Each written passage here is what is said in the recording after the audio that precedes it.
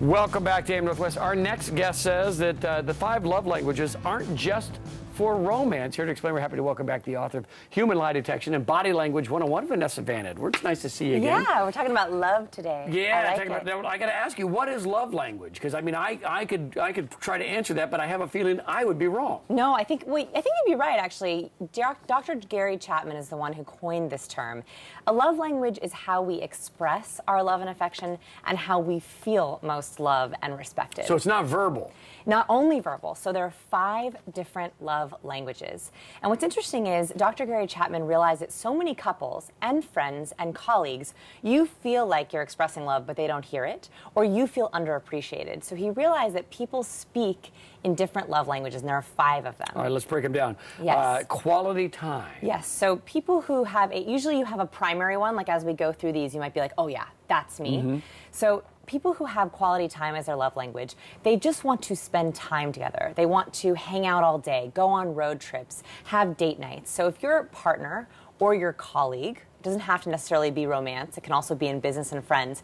For them, the way that they feel the most appreciated is to have special time just carved out for them. That's how they feel most heard and understood. For example, I used to make my dad these elaborate Christmas gifts, you know, hand-sewn ties and rosemary jam, and he'd be like, thanks for this thing.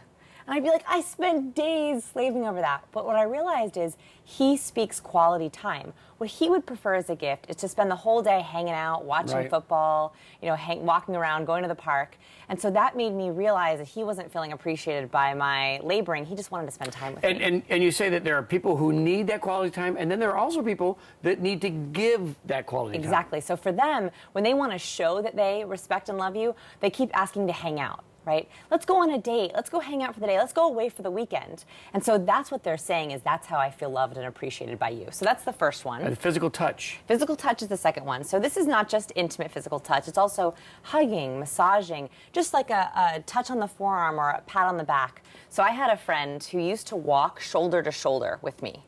And it would drive me crazy. I'd be like, why is she in my space? I'm nervous just hearing the story. Right. I was like, why is she in my space? What I realized is once I discovered love languages is she is physical touch. She'd always want to give really big bear hugs when we first met. So I would start to link arms with her. When we walk, we link arms.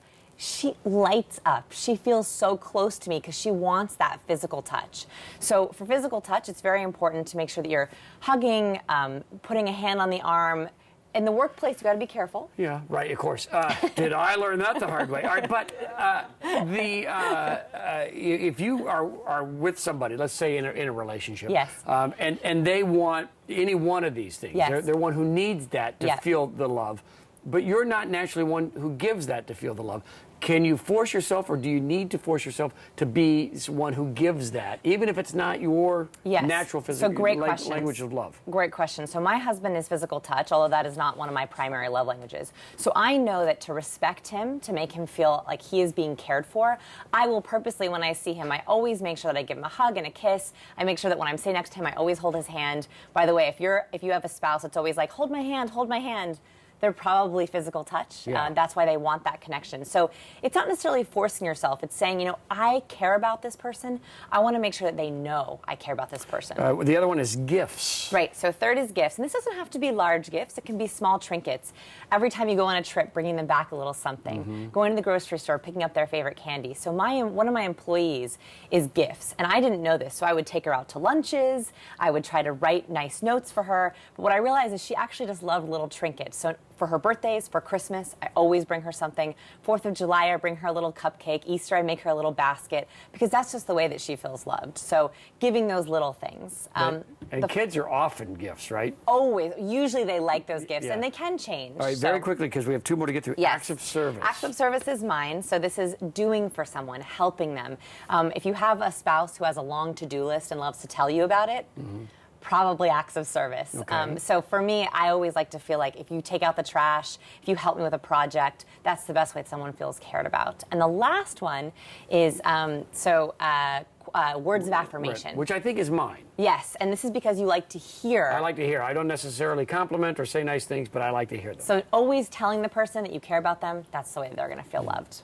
And so how do you recognize that that's that person? How do you recognize that the person important to you wants affirmation? Sure. So for you, it's the one that feels like, as I'm explaining it, that's me. For them, it's what they always ask for, what they complain about missing. So I wish you would help me more around the house.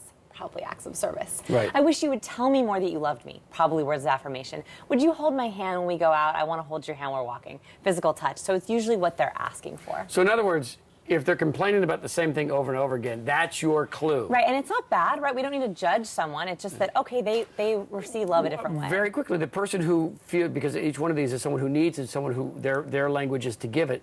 Are there people who their language of love is to give affirmations? Definitely. Yeah. Definitely. And sometimes the way that you like to receive love is different than the way that you like to give it. And that's okay, too. The important thing about the love languages is just being aware that it might be different for different people. Fascinating. Always good to talk to you. Thanks for being here. Thanks for having me.